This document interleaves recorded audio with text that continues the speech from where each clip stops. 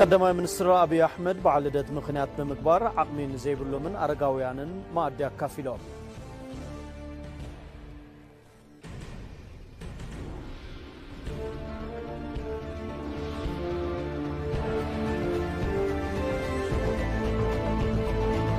كابوزاي أب تشاينا بسنكي حدقار عد مريت 95 سبات سيوتهم كم زحلفة تقليصو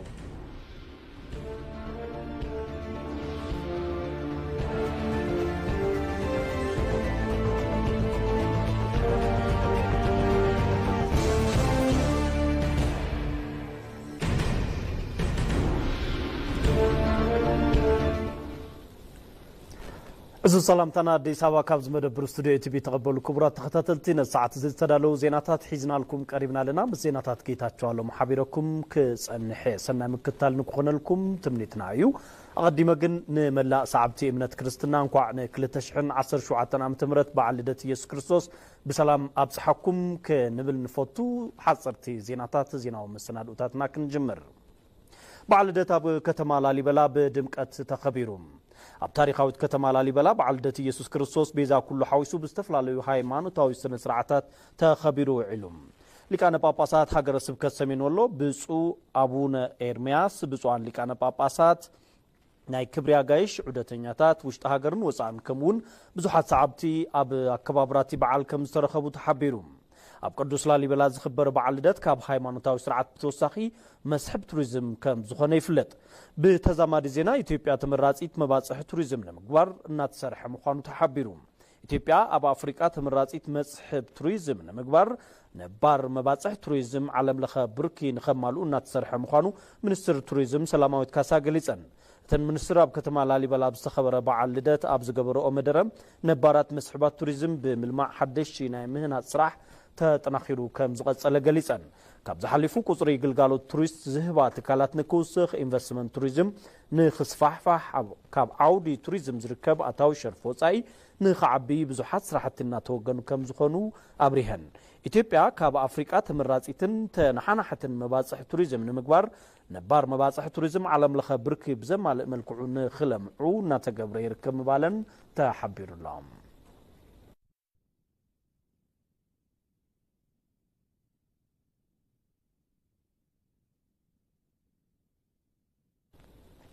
بعلدت يسوع كريستوس مخنيات بمقبار أب خلاي معراف لمعات كوريدر ليتن قطرنا مسرح مسركبوا نفعات سراحتنياتات كونتراكتراتنا مخرتنا تحابرتي تكالات منقستي بممسغان بحبار أبعيلنا كبلا كنتبا محدار كتما ديسابا أداني شابي بيقليسان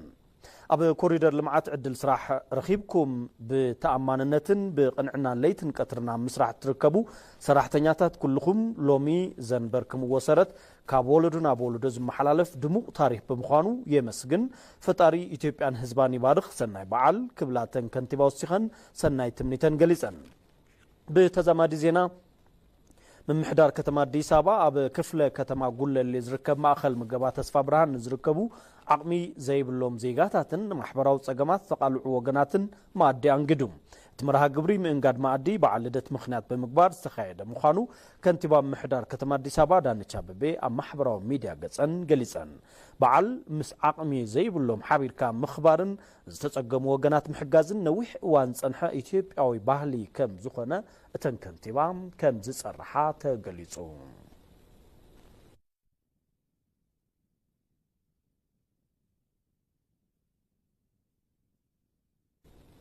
بعلدت ببركي كلل أب كتم عصبين داسلاسة بخورا سلسة كالوت هايمانوتاون بحلاون مدلوات خبيرو علوم أبتي بعلس ترخبو حلافي بيرو بحل توريزمن جزاو محدار كلل تقراي دكتور أصبحا قبر اكزابهر سرت مننت حزب تقراي أب زخونو ساقاتاتن كبرتاتن توريزم تخرت غيرو كم سرح قليصهم بعلدت كل تشحن 10 شعاتنا متمرت بري لمعات توريزم أصبي ومبرتا زي خفت بعليلهم كنتبا كتما عصبين داسلاسة بريهوس أجاي بوغنوم أكبابرا بعلدت عصبي أب مزقب زي دهسس وحد قتات عالمنا مزقب كله تقراوي بفلايد ما أبزي عودي زنت افتقارو حلفنتهم كواتسو سويعم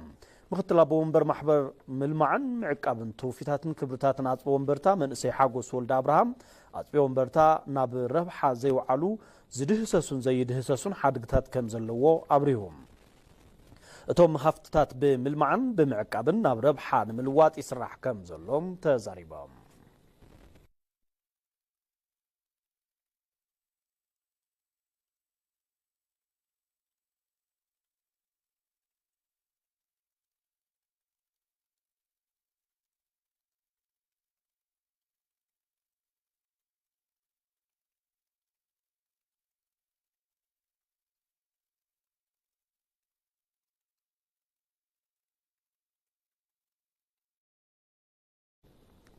ኤምባሲታትን ትካላትን ብምኽንያት በዓል ልደት መልእኽቲ ሰናይ ትምኒተን ኣሕሊፈን መቐመጤን ኣብ ኣዲስ ኣበባ ዝገበራ ኤምባሲታት ዝተፈላለያ ሃገራት ንሰዓብቲ እምነት ክርስትና ኢትዮጵያውያን እንኳዕ ን2017 ዓ.ም በዓል ልደት ኣብፅሓኩም ብምባል መልእኽቲ ሰናይ ትምኒት ኣመሓላሊፈን እቲ መግለጺ መልእኽቲ ሰናይ ትምኒት ካብ መንጎ ዘመሓላለፋ ኤምባሲታት ኣብ ኢትዮጵያ ኤምባሲ ኣውስትራልያ፣ ጅቡቲ፣ ቻይና፣ ሩስያ፣ ኣሜሪካ፣ ካናዳ፣ ሜክሲኮ፣ ቱርኪ፣ እንግሊዝ፣ ጀርመን፣ ስዊዘርላንድ፣ ቤልጅየም፣ ዴንማርክ፣ ስዊድን፣ ስፔን፣ ፓኪስታን፣ ኢራን፣ እስራኤልን ስሪላንካን ይርከብኦም እተን ኤምባሲታት ኣብ መልእኽቲ ሰናይ ትምኒተን በዓል ልደት ዝተፈላለዩ ሃይማኖታውን ባህላውን ፍጻመታት ዝውገነሉ ኢትዮጵያውያን ኣብ ሓደ ተኣኪቦም ማኣዲ ባህላዊ ምግብታቶም ብሓባር ዝቋደስሉን ዝሕጎስሉን ከምኡውን ብምኽንያት በዓል ልደት ዝውገኑ ጸጋታት ጸወታታት ዝጻወትሉን ፍሉይ ግዜ ኢሎም ንመላእ ሰዓብቲ እምነት ክርስትና ኢትዮጵያውያን እቲ በዓል ሰላም ፍቕሪ ተሓጓስን ጥዕናን ክኸውን ተመንየን ብተመሳሳሊ ትካል ልምዓት በይነ መንግስታት ምብራቕ ኣፍሪቃ ኢጋድ ፕሮግራም መግቢ ዓለም ኤጀንሲ ደቂ ኣንስትዮ ሕቡራት መንግስታት UN ወመን ሴቭ ዘ ችልድረንን ወርልድ ቪዥን ንመላእ ሰዓብቲ እምነት ክርስትና ኢትዮጵያውያን ርሑስ በዓል ልደት ክኸውን ተመንዮም ክብል ጸብጻብ ሪፖርተርና ላሉ ኢታላም ኣመላኺቱ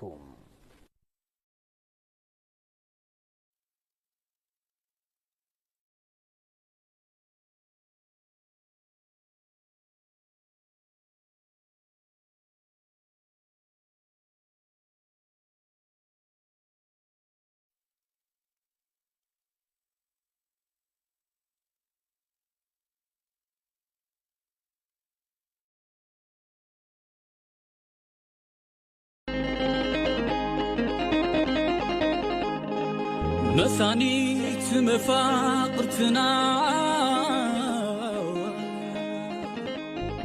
عبايا نايكرو مسيود عمتنا بفقري نبعلو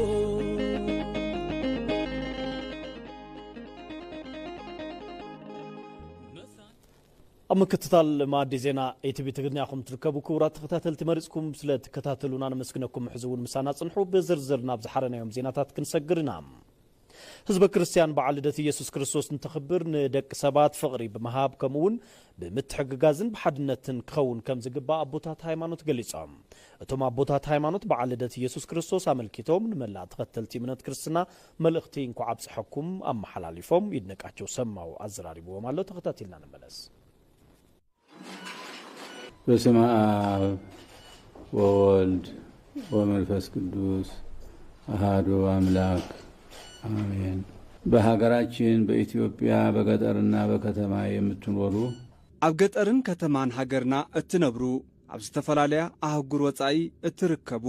ኣብ ምሉእ ፍቕሩ እንደቂ ሰባት ካብ ባርነት ናብ ነጻነት ንምምላስ ብሰብእ ስጋ ዝተወለደ ጎይታና ኣምላኽናን መድኃኒትናን ኢየሱስ ክርስቶስ እንኳዕ ንበዓል ልደት 2017 ዓመተ ምህረት ብሰላም ኣብጽሕና ኣብጽሕኩም መዝሙር ዕለተ ልደት ሎምውን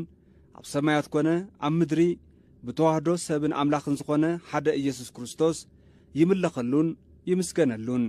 በዓል ልደት መልኣኽና እንትነኽብር ነገረ እግዚአብሔር ነገረ ፍቕሪ ነገረ ዕርቅን ነገረ ሰላምን ናብ ማሕበረሰብና ናይ ምስራት ኣጀንዳ ሒዝና ክነኽብሮ ይግባእ ጽልኢት ምፍልላይን ምጥፍፋእን ንሓወይ ካብ ምባል ንበይነይ ምባሉ እንትጎደና እምበር ክጠቕመና አይረአናን። መላው ምዕመናንና የአገራችን ሕዝቦች በመላው ዓለም የምትኖሩ ኢትዮጵያውያንና ትውልደ ኢትዮጵያውያን ወገኖች በሙሉ ንመላእ ምዕመናን ከምኡውን ሕዝብና ኣብ መላእ ዓለም እትነብሩ ኢትዮጵያውያንን ትውልደ ኢትዮጵያ ወገናትናን كلكم انكوا نبعل لدت قويتانا مدحانيتنا يسوس كريستوس 2017 عام تبرت بسلام أبصحكم بعل لدت زمعرق أم معالتاوي تكبارنا كريستوس كنديز أكل بوطال لويلنا انتن حتت زدمغ بعالي خون زي بعل لدت امنتنا انقل بطلو نفتحي انقرقرلو نستسقمو انحزنلو نكخون نصلي زي بعل لدت ناب اغزابير انقربلو يخونلنا حق أن حساب كاب إجزابير ذركب حقوس مخانو النستوعللو يخون እንኳን ለ2017 ዓመተ ምህረት የጌታችንና የመድኃኒታችን የኢየሱስ ክርስቶስ የልደት መታሰቢያ በዓል እንኳን ንመዘከርታ በዓል ልደት ጎይታና መድኃኒትና ኢየሱስ ክርስቶስ 2017 ዓመተ ምህረት በሰላምን ጥዕናን ሓልዩ አብጽሕኩም ሓለውቲ ዝተገለጸሎም ቃል ከም ዘበሰሩ ኩሉ نحناون مدحن قويتانا إيسوس كريستوس بممسكار سبات مس ملأخهم كعرقون ورستي زلالماوي هيوت نكخونون نمكبار تاقينا ممهارن ممسكارن يقبأنام هاقرنا إتيبيا حادنت هزبتاتا سلام تحليو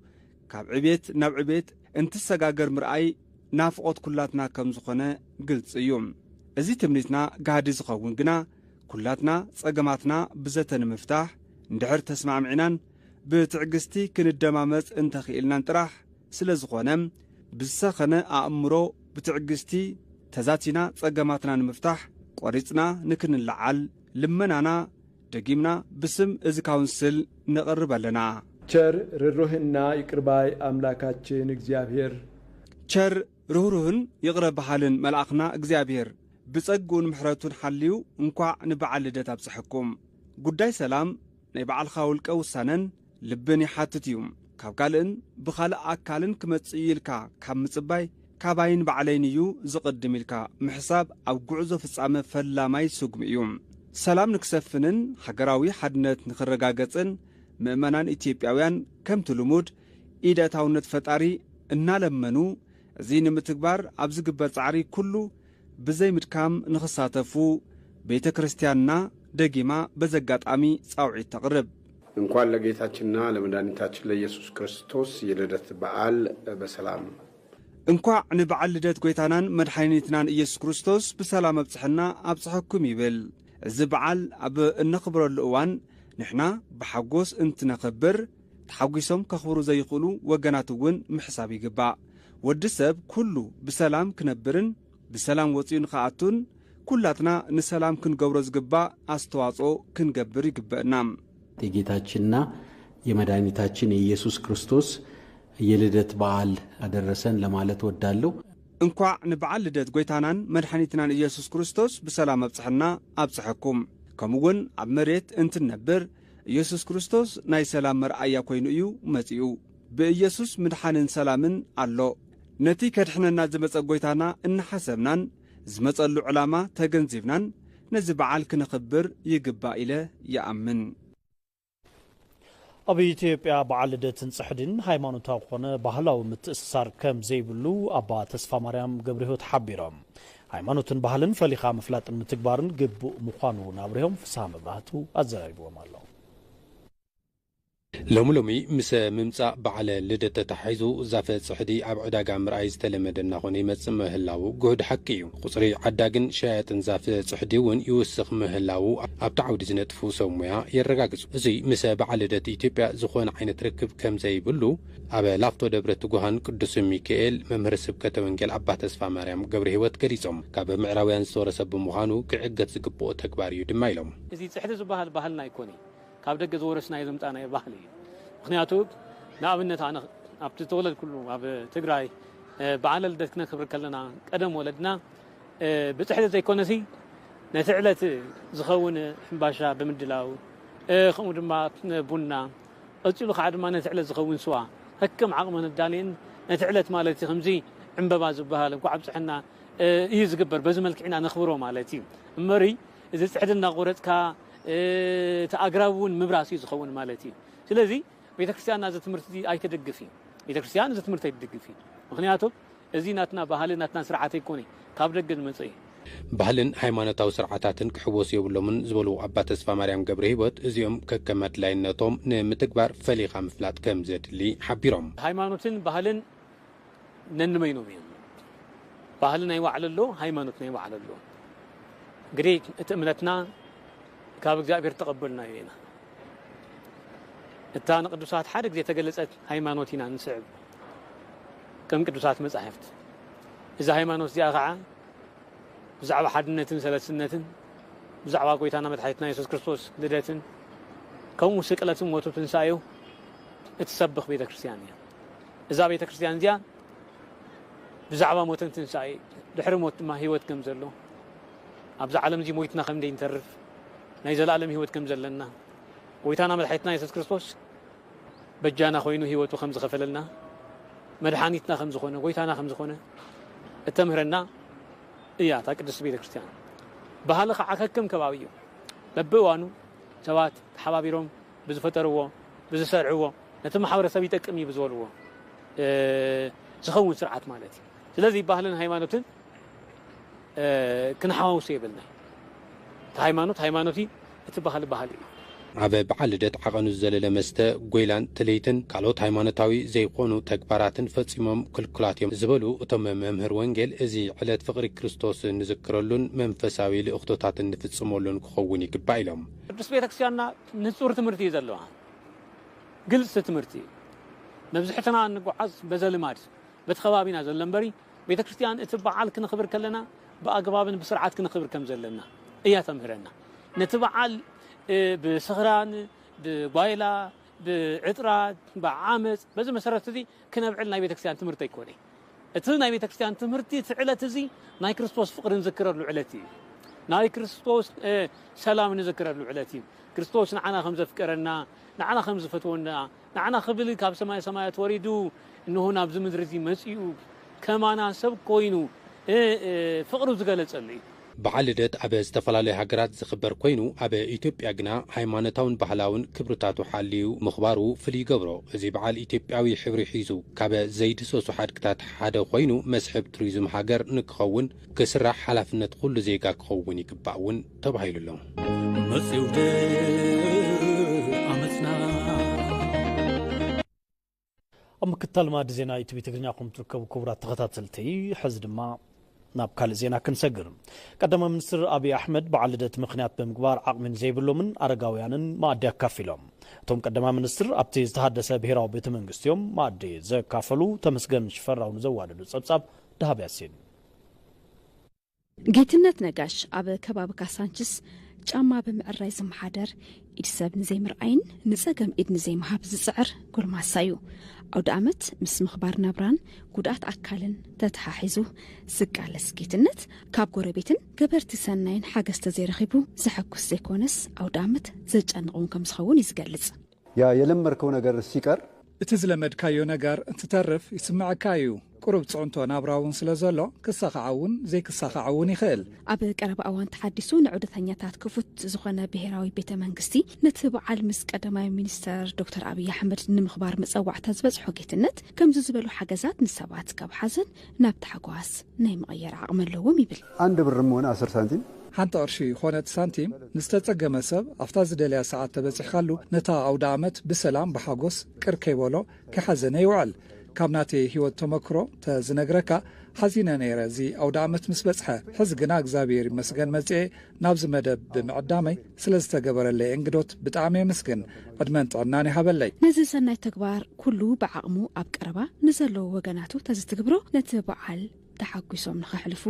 ይገብር እውን በማለት ይገልጽ አሁን እኔ ይገርማል በኔ በሰፈሬ ማለት ነው ኣብ ከባቢ ዘሎ ጎራብተይ ካብ ዘለዎም ዘማቆሉን ኣለው ስለዝኾነ ኩሉ ሰብ በታ ዘለቶ ኣብ በዓል ቅር ከይብሎም ተዝሕግዝዎም ደስ ይብለኒ ቀዳማይ ሚኒስትር ዶክተር አብይ አሕመድ በዓል ልደት ተመልኪቶም ኣብ ዝተሰናደእዎ መርሃ ግብሪ ማዕዲ ምክፋል ዝተሳተፉ ኣረጋውያን ዓቕሞም ዝደኸመን ጉድኣት ኣካልን ስለ ዝተገበረሎም እንግዶት ኣመስጊኖም እዮም በዚህ አጋጣሚ ዶክተር ጠቅላይ ሚኒስትር አብይን በዚህ አጋጣሚ ቀዳማይ ሚኒስትር ዶክተር አብይ አሕመድ የመስገን ንጉዳት አካልን አረጋውያንን ፍልይ ዝበለ አመለካከት ኣለዎም ስለዚህ ኣዝየ የመስገን እግዚአብሔር ያበልና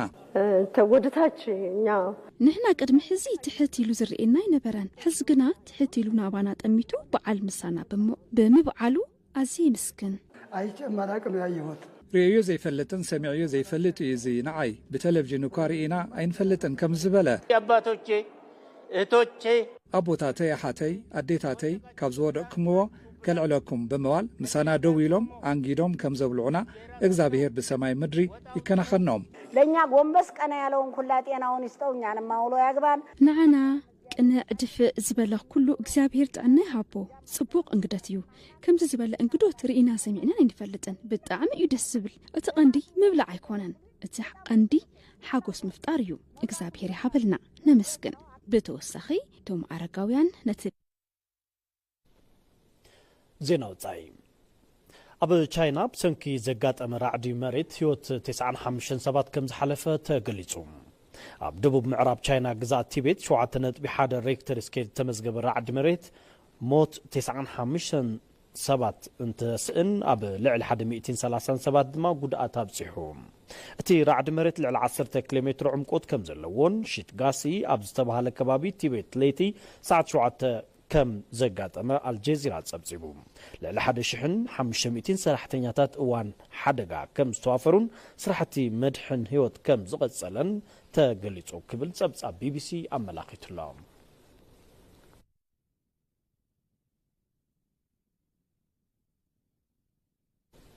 كبرات تختاتلتي زيناو مستندوتاتنا قدمي مززامنا قندقنت بتاتنا كنزخاخركم حزب كريستيان بعل لدت يسوس كريستوس انتخبر بمتحققازن حدنتن كون كم زغبا ابوታት ሃይማኖት ገልጸው